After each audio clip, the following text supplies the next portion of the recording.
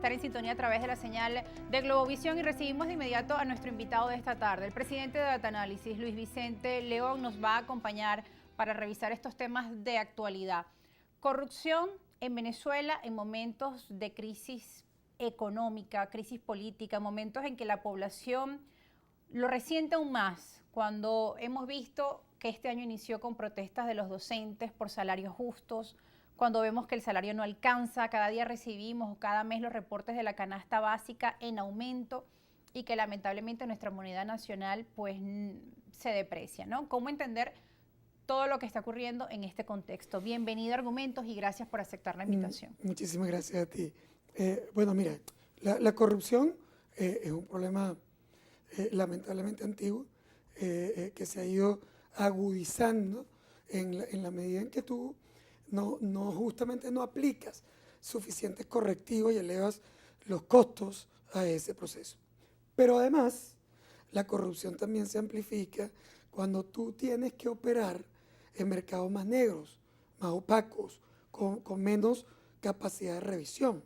Con el tema de las sanciones. Claro, el tema petrolero, hoy, básicamente como es. El tema petrolero para Venezuela es un tema completamente, casi que inauditable. Es decir, es muy complejo porque tú estás operando en un mercado donde tú no puedes mostrarte porque se supone que tú no puedes exportar, que tienes que evadir sanciones, que tienes que buscar mecanismos de pago que no son los mecanismos de pago convencionales. O sea, no es que te estén haciendo un pago en una transferencia en un banco que tú puedes seguir explícitamente, que además llega de inmediato. ¿No? Es un escenario que fortalece estos lamentables hechos y evita Aquí, la Contraloría. Aquí en el mundo. Eva, yo no estoy diciendo... Dificultan la Contraloría, claro, obviamente no es una justificación, claro, yo no, lo entiendo, pero... Ni hablar que no es una justificación. Y segundo, tampoco es la causa fundamental de la corrupción, porque nosotros teníamos corrupción mucho antes de las sanciones, como teníamos crisis mucho antes de las sanciones. Yo no estoy diciendo es que a la gente le cuesta mucho hacer el análisis, digamos, abstracto del tema. Lo que estoy diciendo es que tú, cuando tienes una situación que te obliga a trabajar en mercado oscuro, además se amplifica el problema. O sea, una gente que ya tenía un problema de corrupción se amplifica porque les es más fácil hacer corrupción cuando tú tienes que buscar mecanismos, mecanismos de pagos por criptoactivos o criptomonedas.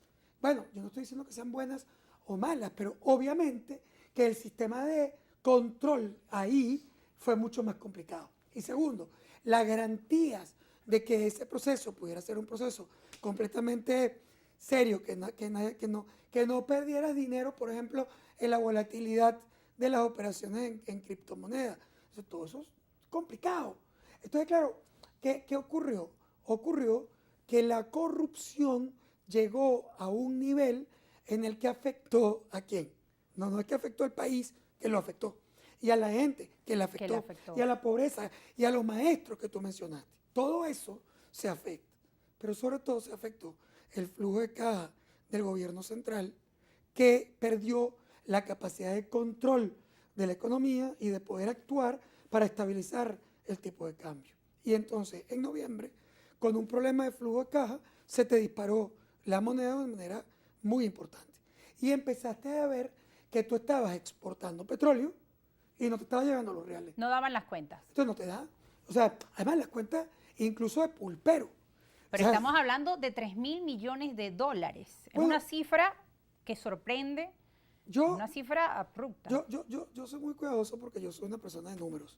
Pero yo para darte un número tengo que tener la prueba de ese número. Pero lo han asegurado las autoridades. Bueno, han circulado muchísimas cosas, pero nosotros hemos criticado un montón de datos de las autoridades.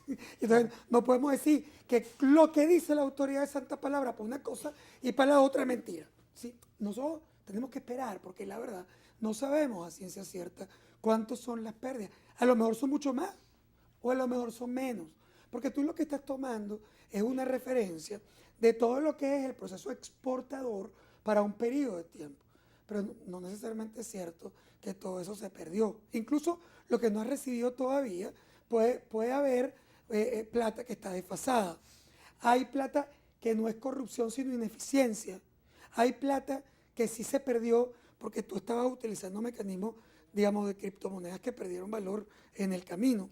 Entonces es operaciones inadecuadas, o sea, una mezcla de cosas que pueden estar ahí. Otra vez, esto no trata de ninguna manera de justificar nada. Lo que estoy diciendo es que uno, para poder hacer análisis serio, tienes que tener los datos concretos, claro, porque no hace falta que sean 3.000 millones. O sea, es obvio que hay Sin embargo, entendemos que es una cifra escandalosa. Es una cifra escandalosa que además ocurre en momentos en que el país necesita recursos y que afectó digamos, la regularidad del flujo de caja y que te afectó en términos básicos de control de la devaluación y la inflación. Porque veíamos el año pasado un crecimiento económico en el primer semestre y a partir del segundo semestre empieza la caída, ya para diciembre mucho más grave, la pérdida de poder adquisitivo del venezolano. Este año, pues también el primer trimestre empieza con cifras negativas. Tiene que ver. ¿Hasta qué punto la corrupción afecta? Totalmente. Entendemos que ya el discurso del gobierno no puede ser solo las sanciones y de hecho era parte pues del reclamo de muchos sectores, que hasta cuándo se iba a hablar solo de sanciones y que también revisaran el tema de la corrupción. Y sorprende, la Policía Nacional Anticorrupción tiene varios años trabajando y bueno, y ahora aparecen estos elementos. Mira, yo número uno, creo que lo que estamos viendo en este trimestre, que empezó el trimestre pasado, tiene muchísimo que ver con este acto específico alrededor de petróleo. Porque la razón por la que comenzó a desacelerarse la economía es que había caído el flujo de caja, que no estabas cobrando. O sea, ahí estaba el problema central. Si tú no tienes plata y no estás cobrando todo lo que tú estás exportando, no tenías dinero para poder accionar, no tenías dinero para estabilizar la economía, no tenías dinero para que la economía se moviera.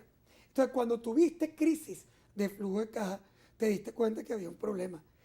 Mosca, sí es verdad que a veces, sobre todo en el mercado petrolero, ocurre el problema en un mes y no lo ves sino 2 o 3 meses después, porque hay desfases en el cobro. El dinero que está entrando hoy es petróleo que tú exportaste hace 3 meses. Entonces tú a veces está desfasado el problema, digamos, el acto con el problema cuando tú lo puedes percibir. Segundo, vamos a estar claros, esto no arrancó el fin de semana pasado. O sea, la gente está hablando de estos 18, 19, no sé cuántos presos que han habido, que ocurrió ahorita, ¿verdad? Pero a ver, en noviembre ya se hablaba de la crisis, se evaluó la moneda. El gobierno está buscando dónde estaba el flujo de caja que no llegaba. En, digamos, principio de año, tú tienes, o final de año, tú tienes un cambio en PDVSA. Nada más y nada menos que el presidente de PDVSA fue sustituido. Y ese presidente paraliza un montón de las operaciones que hoy se están persiguiendo y cambia a una estrategia incluso de prepago para el despacho petrolero. Eso pasó hace meses, claro. Eso no fue de ayer. ¿Y qué ocurrió? Lo que ocurrió es que estas últimas 3 o 4 semanas ya el flujo de caja de PDVSA se había estabilizado. Y decía Maduro, tengo meses siguiendo este proceso, claro, de cerca. Claro, pero entonces fíjate lo interesante.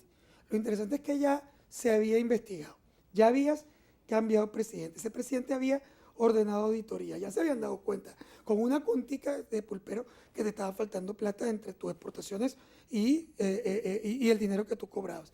De nuevo, no es que todo se perdió. Ahorita mismo probablemente llega algún dinero, puedes cobrar, identificas. O sea, no es que toda la plata se perdió. Pero bueno, pero tenías un problema que estaba vinculado a eventos de ineficiencia y corrupción. A ver, cuando tú agarras el toro por los cachos, empiezas a ajustar, cobras adelantado y arreglas el flujo de caja, entonces es cuando aparece la Policía Anticorrupción. Mosca, no estoy criticando, estoy describiendo. ¿Cuándo aparece? Cuando ya tú tienes un poco controlado el tema. Entre otras cosas, además, estoy de acuerdo que fuera así. ¿Por qué estoy de acuerdo que fuera así? Primero, porque tú tenías que investigar y tener, como dice, los pelos de la burra en la mano. Claro, o sea, para poder. Pero lo segundo, es más importante aún, es que tú no te podías tirar estas noticias en el medio de una crisis de flujo de caja que hubiera estado impactando el tipo de cambio en Venezuela. Pues si tú no tenías el flujo de caja para abordar este tema y la gente hubiera pensado que estabas en el medio de la crisis y que en verdad habías perdido 3.000 millones de dólares y que venía el colapso, que es lo que parece, digamos, no, Tú ahorita no sabes, tú puedes decir 3.000, 5.000, 100.000, lo que se te ocurra, pero lo que está pasando en el mercado es que están colocando divisas para poder estabilizar el tipo de cambio. Ahora, lo que leíamos en las redes sociales, la gente comentaba, pero bueno, si el tema de la corrupción no es nuevo, si son años y años que estamos escuchando que hay irregularidades o los trabajadores públicos observan ciertas irregularidades cuando ven cómo viven ciertos jefes, ciertos ministros, ciertos presidentes de instituciones. Entonces, la gente se pregunta también por qué en este momento, y lo asocian si hay alguna estrategia de tipo político de cara a las elecciones presidenciales del año 2024. No dudo. Otros hablan de guerra entre sectores dentro del gobierno, ¿no? Son cosas en las que, obviamente, como tú mencionas, no tenemos las pruebas de ello. Mira, todas las hipótesis son válidas. O sea, tú puedes tomar ventaja, básicamente, de este proceso electoralmente hablando. Porque algunos pueden pensar que una denuncia de corrupción dentro del chavismo le afecta la imagen al gobierno, pero también es verdad que cuando un gobierno se presenta frente a la población y castiga, ¿verdad? Y luego controla el problema, puede más bien tener un rédito político hacia las elecciones. Por lo tanto, él puede estar jugando a ganar popularidad. Y también es verdad que hay lucha interna dentro del chavismo, y puede ser que hay una gente que está contentísima de que hayan, digamos, pasado una aplanadora sobre algunos de los grupos internos. Todo eso es verdad. Pero ¿sabes por qué está pasando? Por ninguna de esas dos.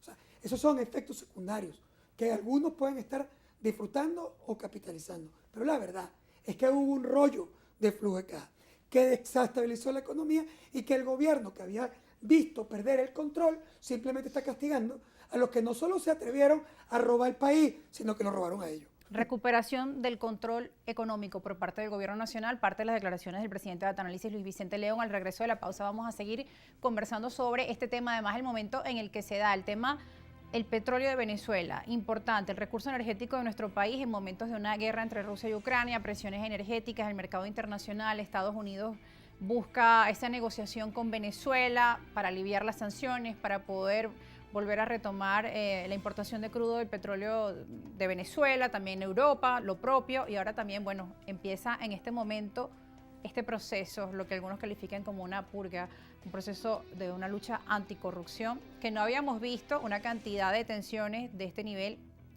en nuestra historia o en mucho tiempo. Al regreso de la pausa, seguiremos analizando, no se aparte.